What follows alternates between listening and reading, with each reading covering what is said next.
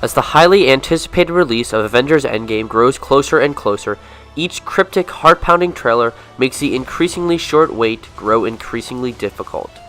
This could be, in part, due to the masterfully executed trailers put out by Marvel.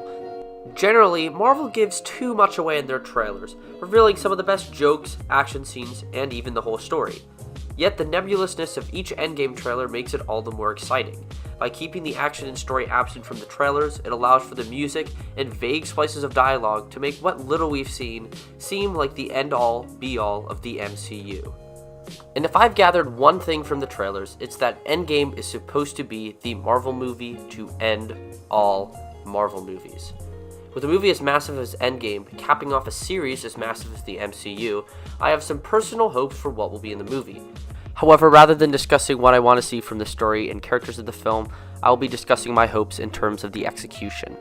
Throughout this video, I will be comparing my hopes for Endgame with the execution of one of the greatest finales to a film series in the history of cinema, Lord of the Rings: The Return of the King. Before we had any idea how long Endgame would be, I secretly hoped that it would be a long movie. Sure enough, the movie just crosses the 3-hour mark. But why is it so important that a movie like Endgame stretches out over 3 hours? Well, seeing how Endgame is the culmination of over 20 movies, the long running time is appropriate. With as many moving pieces and a scale as epic as Endgame, length is important to truly make it feel like a massive movie. Return of the King's theatrical cut is 3 hours and 20 minutes. The extended cut extends that length by another hour, for a grand total of 4 hours and 23 minutes. But it fits as Lord of the Rings was a truly massive series that needed a long running time to enforce its grandeur, leading to the next point. The Russo brothers made Infinity War feel like a big movie. A large scope, bigger, more creative action, and epic sets visually enforced how massive the crossover was. In Endgame, the previously mentioned trailers imply that the movie will be massive, but on more of a story level.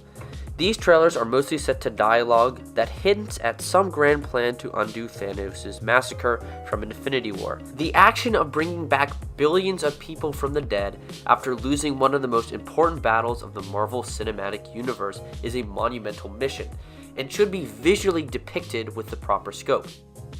Sure, Endgame doesn't need some massive Lord of the Rings style battle, but using the proper cinematography and music, Avengers Endgame has the power to turn a seemingly small action scene into something that feels much more important. Even a movie as colossal as Lord of the Rings: The Return of the King succeeds at making something small feel like an epic battle. The film's climax, in which Frodo must cast the evil Ring of Power into the volcanic Mount Doom, isn't some giant battle with trolls or explosions or elephants or whatever.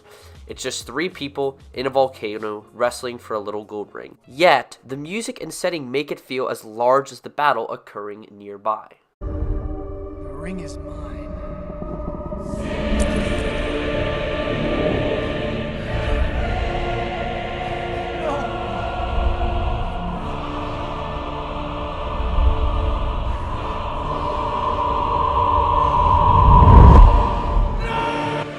So even if Avengers Endgame doesn't feature the massive battle scenes that Avengers Infinity War did, as long as it can effectively use its elements such as music and cinematography, it's sure to be just as, if not even more epic than the previous entry. Finally, and perhaps most unlikely, I hope desperately that Avengers Endgame is serious. In the past, Marvel has had trouble with, quote, serious movies. Look at Age of Ultron. It was built up to be a dark and epic symphony. And it looked great.